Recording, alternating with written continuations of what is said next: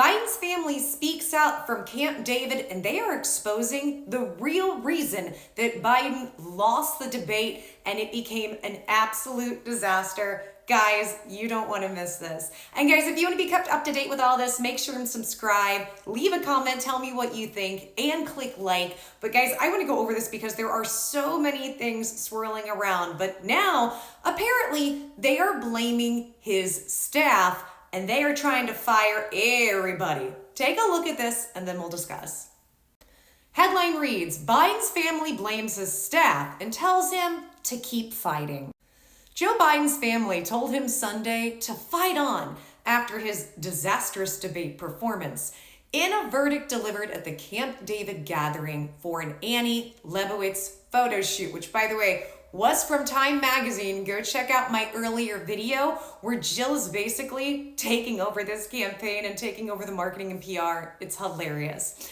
It says the president's wife, children, and grandchildren were at the presidential retreat as a new poll showed 3 out of the 4 voters do not believe the 81-year-old should seek a second term in the wake of Thursday night's mumbling, stumbling performance. That is a very nice way to put what we all witnessed.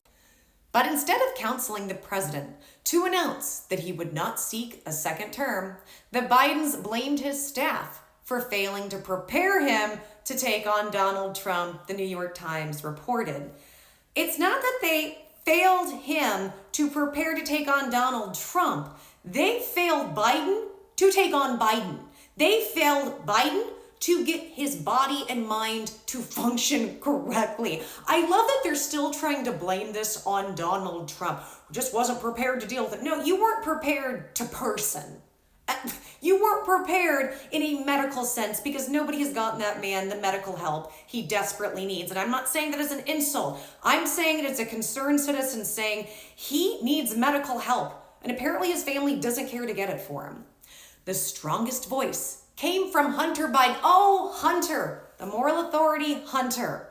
The newspaper reported, Hunter, who was convicted of a pew-pew crime earlier this month, and could face prison time when he is sentenced, wants the version of his father, which he knows, scrappy and in command of the facts, to be out in public, the Times reported. Translation, the Biden crime family is concerned if Biden isn't in control and Trump gets back into control, maybe they'll get in worse trouble and have to actually face some more consequences.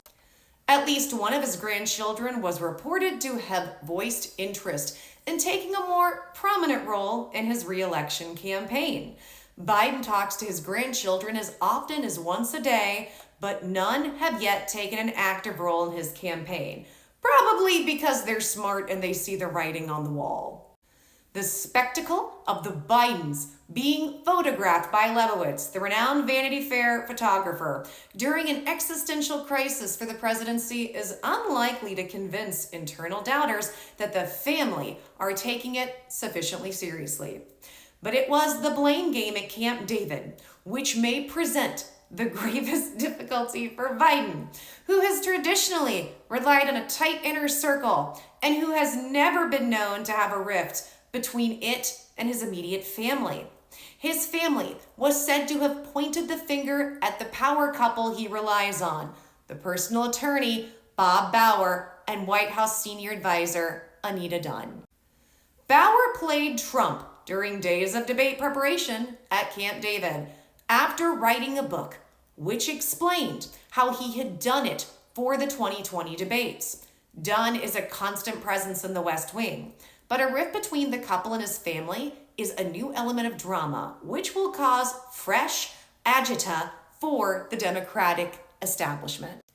Other concerns have been raised about Ron Klain, Biden's former White House chief of staff, who was also part of the debate prep and has been a long-term member of the inner circle. The pressure on Biden to either quit or chart a radical new course to quell doubts about his competence was raised by a CBS News YouGov poll published Sunday, which showed 72% of people now say he does not have the mental or cognitive health to serve as president, up from 65% on June 9th. The same 72%, and Biden should not be running for president because it's obvious. Consistently bad polling would likely force Democrats to act on the Biden candidacy, but fundraising is a more immediate barometer, and one which could turn quickly. Biden had been in the Hamptons, New York, Saturday for a fundraising swing among the area's hyper-wealthy. White Page 6 reported that most who were there had been happy with his performance. One source told the Daily Beast that some who had paid for tickets did not actually attend. Or maybe it's because they know they're going to get a stuttering, mumbling, bumbling person that is not entertaining at all, that they don't get behind, they don't actually want to go to. They don't want to sit and listen to it.